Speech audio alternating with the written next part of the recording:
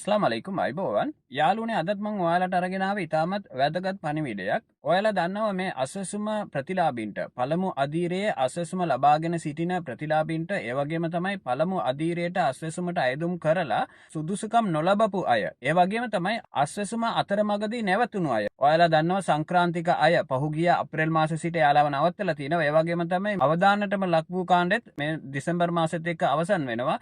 ඉතින් එයාලටත් නැවත වරක් තොරතුරු ලබා දෙන ලෙස අස්වැසුම සුබසාධක ප්‍රතිලාභ මණ්ඩලයෙන් දැනුවත් කරලා තිබුණා. ඉතින් මේක එයාලා නොවැම්බර් මාසේ 10 වෙනිදා සිට දෙසැම්බර් මාසේ 10 වෙනිදා දක්වා තමයි එයාලා කාල සීමාවක් ලබා දීලා තිබුණේ. ඒ අතරතුර ඔයාලගේ තොරතුරු නැවත ලබා දෙන්න කියලා. ඉතින් මේ තොරතුරු ලබා දීම අනිවාර්ය කරුණක් වෙන්නේ දැනට අස්වැසුම ලබාගෙන සිටින. ඒ කියන්නේ අස්වැසුම පළමු අධීරය. ඔයාලා දන්නවා දුප්පත් කාණ්ඩ, ඒ වගේම තමයි අන්ත දිලිඳු කාණ්ඩ. මෙයාලා දැන්ටමත් අස්වැසුම ලබාගෙන සිටින්නන් මෙයාලා අනිවාර්යයෙන් මේ තොරතුරු ලබා දෙන්න ඕන. එහෙම නැති වුණොත් ඉදිරියේදී මෙයාලගේ අස්වැසුම නවතින බවට එයාලා දැනුවත් කරලා තිබ්බා. ඉතින් අනිත් අයත් ඔයාලට නැවත අස්වැසුමට ඔයාලට ඇතුල් වෙන්න පුළුවන් අවස්ථාවක් තමයි එයාලා දීලා තියෙන්නේ. ඔයාලට පුළුවන් නැවත වරක් ඔයාලගේ තොරතුරු ලබා දෙන්න. ඒ කියන්නේ පළමු අධීරයේ අස්වැසුම ඔයාලට ලැබුණ නැති වුණත් ඔයාලට පුළුවන්. ඒ වගේම තමයි අතරමඟ නැවතුණු අය මේ සංක්‍රාන්තික අය වෙන්න පුළුවන්. නැත්නම් මේ දෙසැම්බර් මාසෙත් එක්ක අවසන් වෙන අවදානකට ලක් වූවන්. ඉතින් එයාලට පුළුවන් මේ තොරතුරු නැවත ලබා දෙන්න. ඔයාලා සුදුසුකම් ලබනවා නම් දිගටම ඔයාලවත් එයාලා අස්වැසුම දීමනාවට ඔයාලව ඇතුළත් කරගනීවි. ඉතින් මේක එයාලා දෙසැම්බර් 10 දක්වා තමයි කාල සීමාව ලබා දීලා තිබුණත් මේ වෙනකොට එයාලා නිවේදනයක් නිකුත් කරලා තියෙනවා. ඔයාලා දන්නවා ලංකාවේ ඇති වුණු බරපතල ඛේදවාචකය මේ වරුසාව, ඒ වගේම තමයි ගංවතුර ගැලීම, ඒ වගේම තමයි නාය යාම. මේ ආපදාව නිසා ගොඩාක් අය බලපෑමට ලක් වෙලා තියෙනවා. ඉතින් ඒ නිසාම මෙයාලා මේ කාල සීමාව දීර්ඝ කරලා තියෙනවා මේ දෙසැම්බර් 31 දක්වා. ඉතින් ඔයාලට තවමත් ඔයාලා මේක තොරතුරු ඔයාලා ලබා දුන්නේ නැත්නම් හැකියික්මනින් ඔයාලගේ හරි තොරතුරු නැවත වරක් මෙයාලට ලබා දෙන්න කියලා තමයි මේ සුබසාධක මණ්ඩලයෙන් ඉල්ලීමක් කරන්නේ. ඉතින් මේ ඇතුළතදී තව තවත් ගැටලු තියෙනවා. ඇත්තටම කියනවා නම් ගොඩාක් අය ප්‍රාදේශීය ලේකම් කාර්යාලයට මේ ෆෝම් එක පුරවගෙන ගිහිල්ලා එයාලට බාර දෙදී එයාලා කියනවලු මේක කොමියුනිකේෂන් එකට ගිහිල්ලා බාර දෙන්න කියලා. ඉතින් කොමියුනිකේෂන් එකට ගියාම කොමියුනිකේෂන් එකේ රුපියල් 1000ක් දක්වා එයාලා අය කරන බවත් මට යම් අය කියලා තිබුණා. ඉතින් සුබසාධක ප්‍රතිලාභ මණ්ඩලයෙන් නම් දැනුවත් කරපු පරිදි එයාලා කිව්ව කොමියුනිකේෂන් එකට එයාලා දැනුවත් කරලා තියෙනවා මෙහෙම අස්වැසුම තොරතුරු එයාලා හරහා අන්තර්ජාලය ඔස්සේ ලබා දෙන්න උපදෙස් ලබා දීලා තියෙනවා කියලා. ඒ වුණාට එයාලා ඒකට ලබා ගන්නා මුදල් වශයෙන් රුපියල් 100ක් තමයි සුබසාධක ප්‍රතිලාභ මණ්ඩලයෙන් දැනුවත් කරලා තිබුණේ. ඉතින් යම් තැන්වල 200ක් ගන්න අවස්ථාවල් තියෙනවලු, 300ක් ගන්න අවස්ථාවල් තියෙනවලු. ඒ වගේම රුපියල් 1000ක් දක්වා ගන්න කොමියුනිකේෂන් තියෙනවලු. ඉතින් මේක ලොකුම අසාධාරණයක් වෙනවා. මේ අස්වැසුම ප්‍රතිලාභින් කියන ඔයාලා දන්නවා මේ රුපියල් 5000 ලබා ගන්න යාලා මාසයක් තිස්සේ බලාපොරොත්තුෙන් ඉඳලා තමයි රුපියල් 5000 ගන්න. ඉතින් එහෙම අයට මේ රුපියල් 1000 කියන එක ඇත්තටම ලොකු මුදලක්. ඉතින් රජයෙන් එහෙම කරන එක ඇත්තටම මේ අස්වැසුම ප්‍රතිලාභීන්ට ඒක අසාධාරණයක් බවට පත් වෙනවා. ඉතින් ඒ හින්දා මේ විදිහට කරන්න එපා. අස්වැසුම ඒ ෆෝම් එක පුරවගෙන ඇවිල්ලා ප්‍රාදේශීය ලේකම් කාර්යාලයට බාර දෙන්න එන පිරිස මේ විදිහට හරවල යවන්න එපා. මෙහෙම හරවල යවපු අයම තමයි මට කියලා තියෙන. අපි මේ නැවත තොරතුරු ලබා දීමේ ෆෝම් එක අපි පුරවගෙන ගියා. ඒජි ඔෆිස් එකෙන් ඒක බාරගත්තේ නැහැ. එයාලා කියනවා කොමියුනිකේෂන් එක දීලා දෙන්න කියලා. ඉතින් කොමියුනිකේෂන් එකෙන් එයාලා නිකන් කරලා දෙන්නේ නැහැ. එයාලා 1000ක් ඉල්ලනවා මේක පුරවලා අන්තර්ජාලගත කරන්න. ඉතින් මේ විදිහට කරන්න එපා. ඔයාලම තමයි ලිඛිතව දැනුවත් කරලා තිබුණේ දෙවිදිහකින් මේ තොරතුරු ලබා දෙන්න පුළුවන් කියලා. එකක් තමයි ෆෝම් එක පුරවලා ඒජි ඔෆිස් එකට බාර දෙන එක.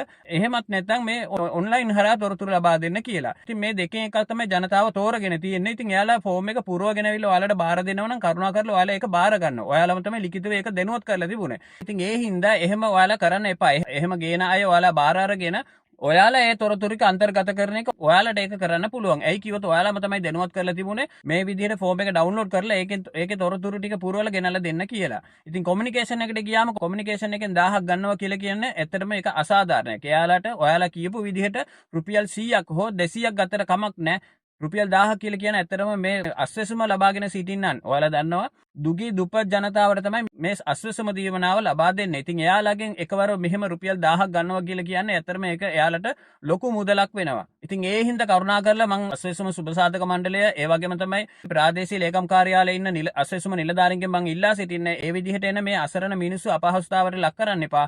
ඔයාලා මේ විදිහට කොමියුනිකේෂන් එකට ගිහලා බාර දෙන්න කියලා ඔයාලා හරවල යවන ඒ වුණාට එහෙ ගියාම කොමියුනිකේෂන් එකේ එයාලගෙන් ලොකු මුදලක් ඉල්ලනවා. ඉතින් රුපියල් 1000ක් දක්වා ඉල්ලපු අවස්ථාවලුත් තියෙනවා. ඉතින් මේක ඇත්තටම ඒ ප්‍රතිලාභින්ට ඒ අස්වැසුම දීමනාව ලබාගෙන සිටින්නන්ට මේක රුපියල් 1000ක් කියලා කියන්නේ ඇත්තටම මේක ලොකු මුදලක්. ඉතින් මේ විදිහට අපහසුතාවයට පත් කරන්න එපා මේ අසරණ ජනතාව. ඔයාලා කියපු විදිහම තමයි මෙයාලා ෆෝම් එක මේ තොරතුරු ලබා දීමට ෆෝම් එක පුරවගෙන එන්නේ. ඉතින් ඒක ඔයාලා බාර අරගෙන ඔයාලට අවශ්‍ය නම් ඔයාලට පුළුවන් ඒක අන්තර්ජාලය හරහා ඒ සිස්ටම් එකට ඇතුළත් කරගන්න. ඉතින් නිකරුණේ මේ ජනතාව අපහසුතාවයට ලක් කරන්න එපා කියලා තමයි මම ඔයාලගෙන් ඉල්ලීමක් කරන්නේ. ඒ වගේම තමයි ඔයාලා දැනුවත් කරලා තිබුණ මීට පෙර කොමියුනිකේෂන් එකට ගිහිල්ලා තොරතුරු ලබා දෙද්දී රුපියල් 100ක් තමයි එයාලා අය කරන බවට. ඉතින් රුපියල් 100ක් නෙවෙයි 200ක් 300ක් ඒ වගේම 1000ක් ගන්න අවස්ථාවලු තියෙනවලු. ඉතින් ඒ ගැන නැවත වරක් ඔයාලා අවධානම යොමු කරන්න. මේ විදිහට වැඩි මුදල් ගන්න කොමියුනිකේෂන් වලට ඔයාලා දැනුවත් කරන්න මේ විදිහට කරන්න එපා.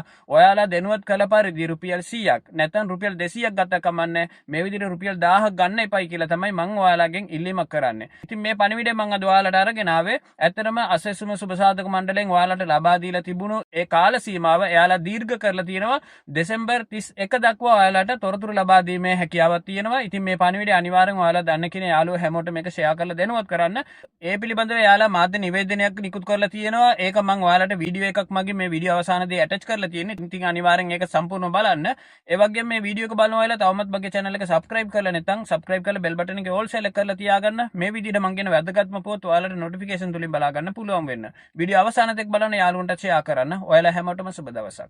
සුබසාධක ප්‍රතිලාභ මණ්ඩලය ජනමාධ්‍ය නිවේදන අංක 2025-12-2 COM-1 අස්වැසුම සුබසාධක ප්‍රතිලාභ ලැබීමට සුදුසුකම් ඇති තැනැත්තන්ගේ නාමලේඛනය වාර්ෂිකව යථාවත් කිරීම සඳහා වූ කාල සීමාව දීර්ඝ කිරීමේ ජනමාධ්‍ය නිවේදනය 2002 අංක 24 දරන සුබසාධක ප්‍රතිලාභ පනතේ 23 වන වගන්තිය අනුව සුබසාධක ප්‍රතිලාභ සඳහා සුදුසුකම් ලැබූ සහ නොලැබූ පවුල් සහ තැනැත්තන්ගේ නාමලේඛනයේ ලියාපදිංචි වූ අස්වැසුම පළමු අධීරයට අදාළව දැනට ප්‍රතිලාභ ලබන සහ නොලබන සියලු පවුල් සහ තැනැත්තන්ට පනත ප්‍රකාරව තම තොරතුරු යථාවත් කිරීමට සුබසාධක ප්‍රතිලාභ මණ්ඩලය විසින් 2025-11-10 දින සිට 2025-12-10 දක්වා ලබා දී තිබූ කාලය